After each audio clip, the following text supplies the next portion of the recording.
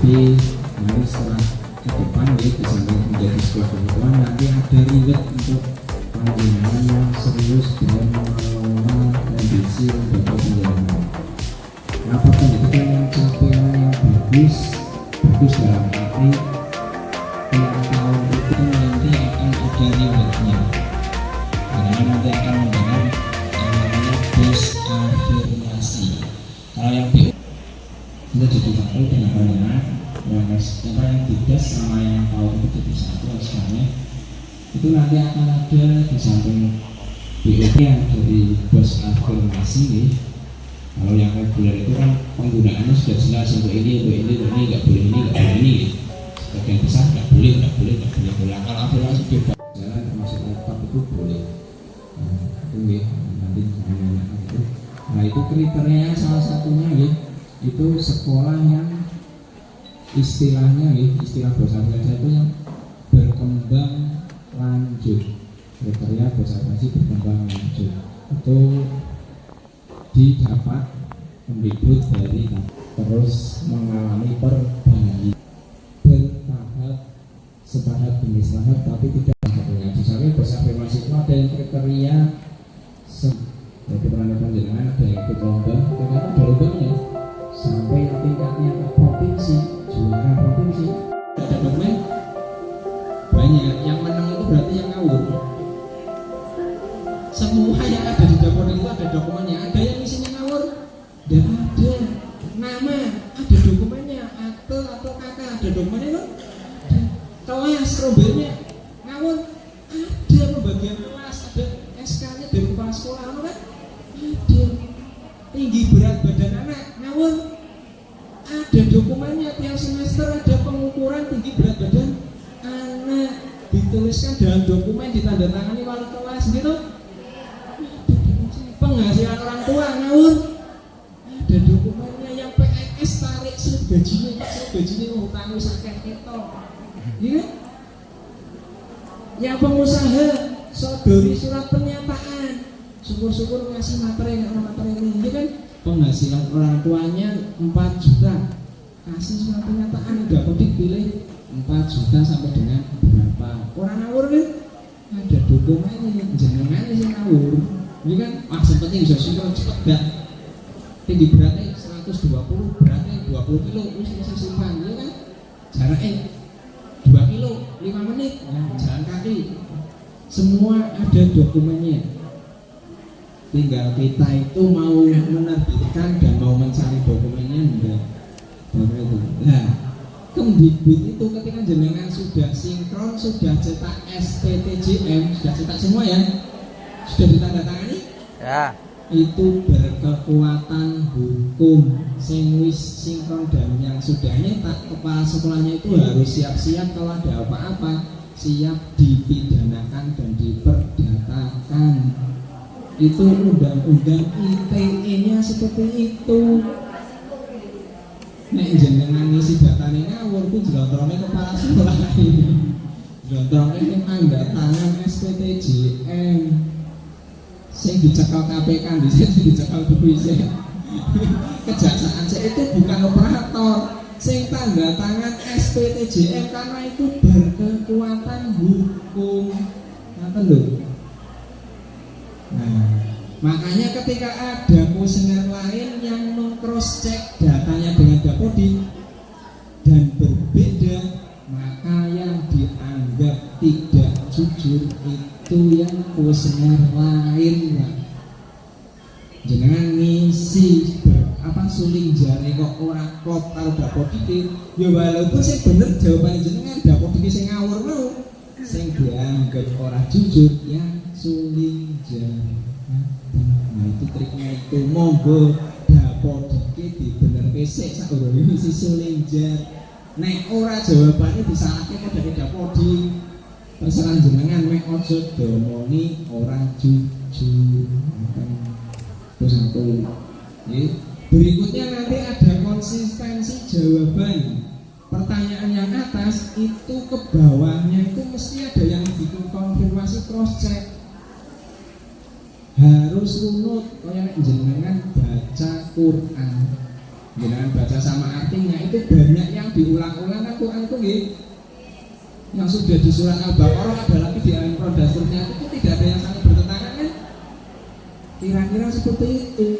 Nek jenengan yang dhuwur wis sebuah nilai, wis memberikan penilaian, memberikan jawaban yang seperti ini di bagian bawah ya harus sama seperti itu.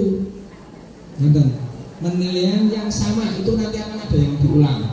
Entah beda kalimat, entah apa. Terus nggak bisa turun-turunan? Bisa sih, tapi nggak bakalan bisa plek-jiplek. Soalnya mesti diacak nih. Diacak mah ya? Iya. Diacak. Orang mungkin mau jawabannya sing iki apa? Ya Pak dipoto terserah jenengan sih, itu urusan jenengan.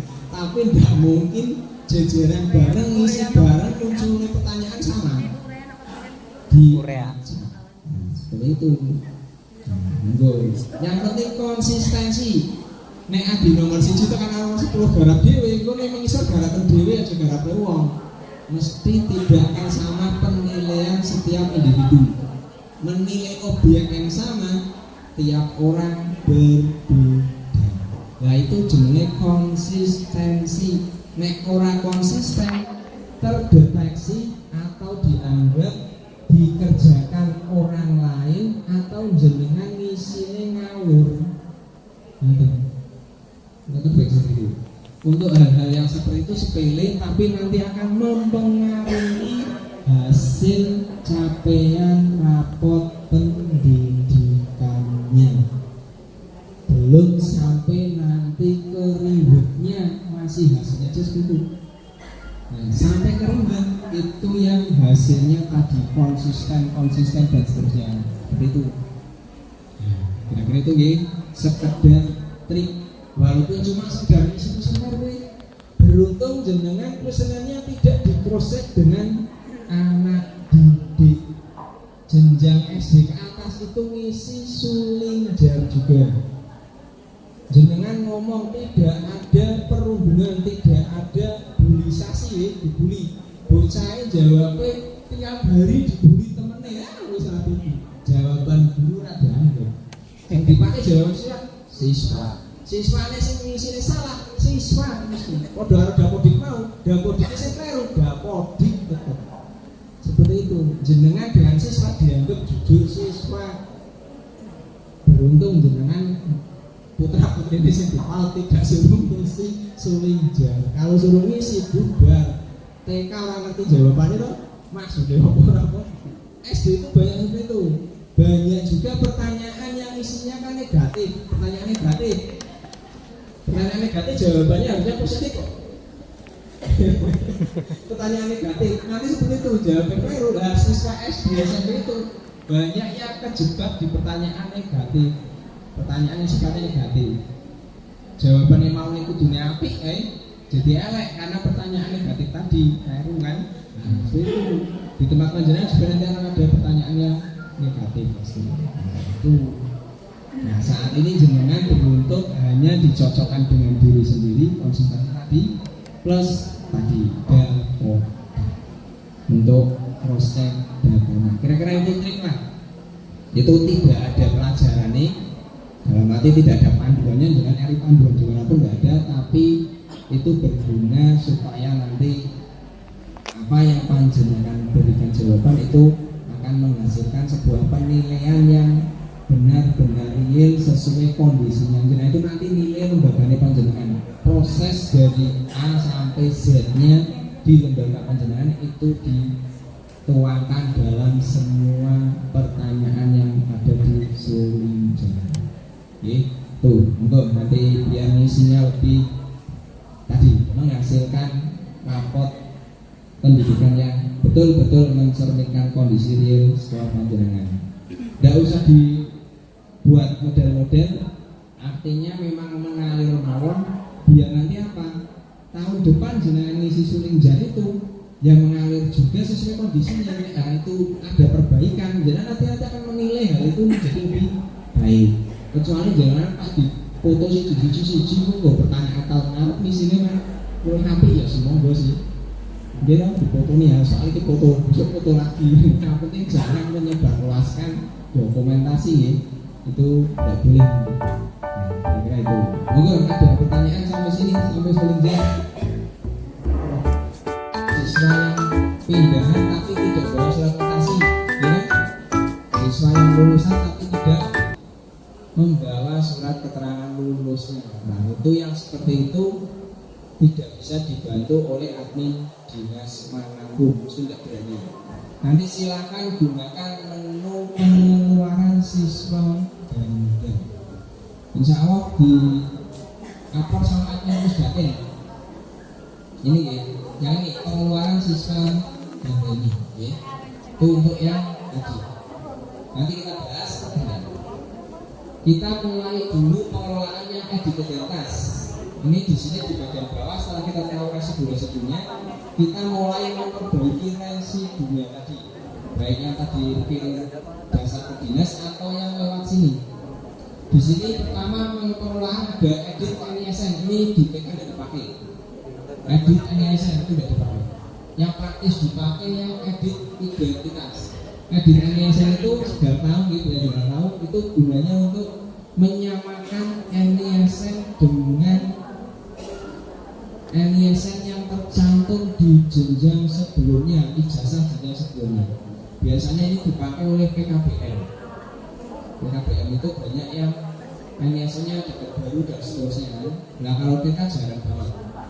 Kalau misalnya ada di tempat panjenengan yang dapat NISN berbeda dengan ijazah KB atau RA, monggo gunakan itu edit NISN. Nanti mengupload dokumen ijazah jenjang sebelumnya, diketik NISN yang baru sesuai ijazah, nanti di situ. Itu, tapi jarang banget. Yang paling sering adalah edit identitas. Ini dipakai untuk ngedit siswa supaya valid dengan dukcapil tadi. Jadi kalau ada tadi yang NISN-nya masih kosong karena datanya belum valid, kita edit. Misalnya itu, atau data-data yang lainnya belum valid, kita contohkan ya. Ini belum valid di bagian nama, kita edit identitas, kita pilih anaknya, nanti akan membuka halaman formulir perubahan. Ada variabel lama, variabel baru. Ini yang lama itu yang ada di coding, ya di verbal tadi itu. Terus baru ini kolom terbuka, bisa diedit semua, sama seperti tadi edit identitas di verbal PTK sama. Ini kalau belum valid bisa diedit, kalau sudah valid ya bisa kirim ke dinas, nanti tak akan wajibkan. Asal yang ganti link saja tanpa ibu kandung bisa langsung saya ubahkan. Tapi kalau ibu kandung, nah sama, kembali seperti tadi, tugas kerjaan admin Pusdatin. Nik belum valid bisa diedit. Kalau niknya belum valid, tinggal diketik sesuai nik yang digunakan. Nanti dicek validasinya. Nama, tempat tanggal itu semua ke bawah bisa. Kalau sudah disocokkan dengan kakak, kemudian klik menu validasi data. Ini. Klik validasi data. Ini. Kalau prosesnya normal, ini akan muncul hasil verifikasi pemadanan data dengan server Embagri. Validasi ini mencocokkan data yang tadi dicantum di kolom-kolom tadi, yang kolom putih tadi yang di atas, dengan data di server Embagri, dicocokkan. Nicknya sesuai enggak? Kalau nicknya tidak ditemukan, data ke bawah merah semua, enggak ketemu, kosong semua. Satu nick. Ketika nicknya ketemu, nanti tulisannya sesuai. Milik dia atau tidak, ada tulisan sesuai. Kalau nicknya ketemu terdata di server Embagri, baru bagian bawah kelihatan dia milik anak tersebut atau bukan.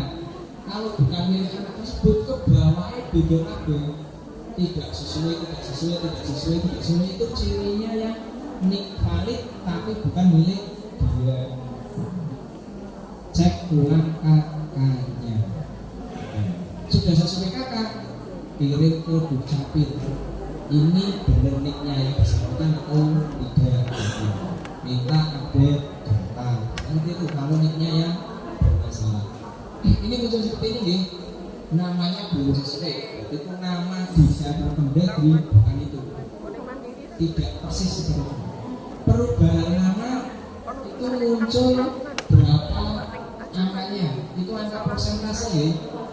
Untuk yang kolom nama, tempat lahir dan ibu kandung itu dicocokkan sesuai jumlah karakternya.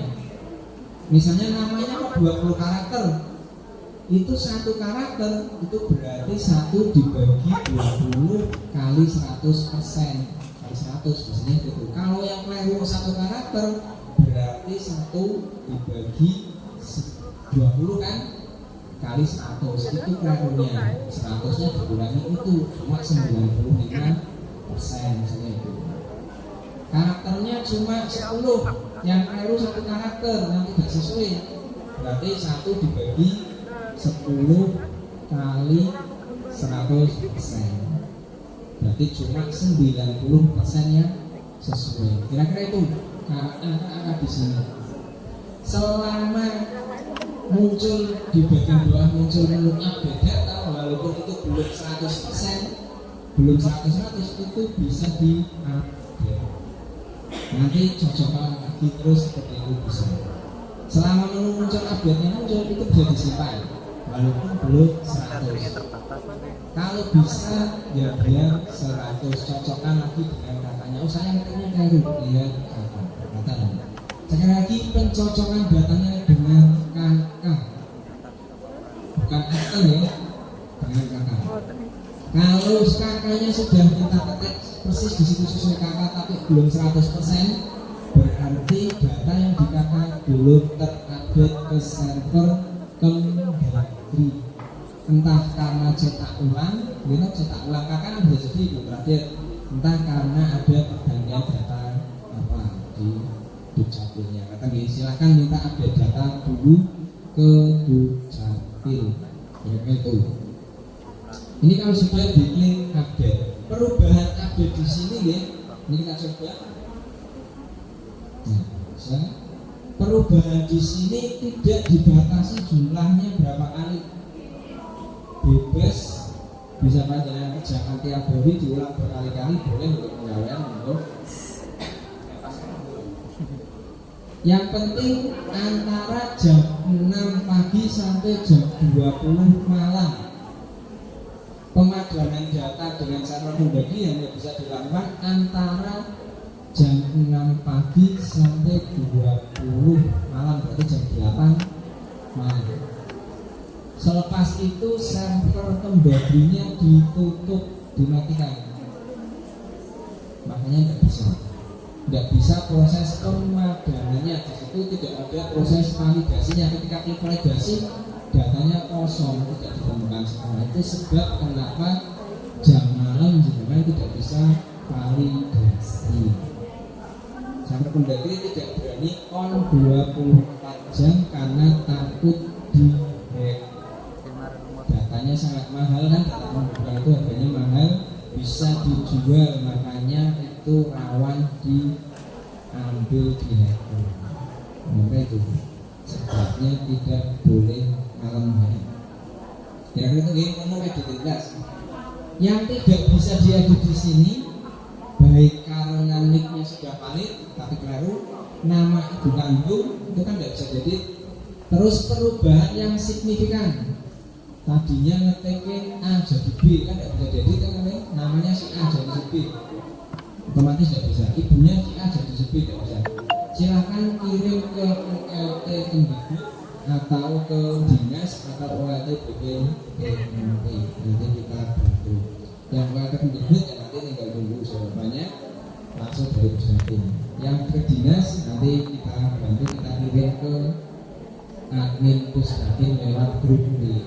Maka untuk yang tidak bisa diedit, baik karena nicknya sudah valid, ibu kandung, perubahan kandung, atau yang perubahan yang terlalu signifikan.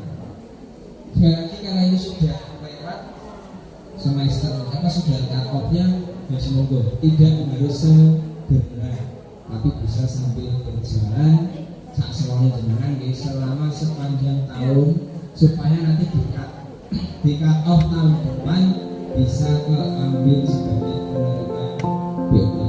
Ya, saya masuk ya. Ya,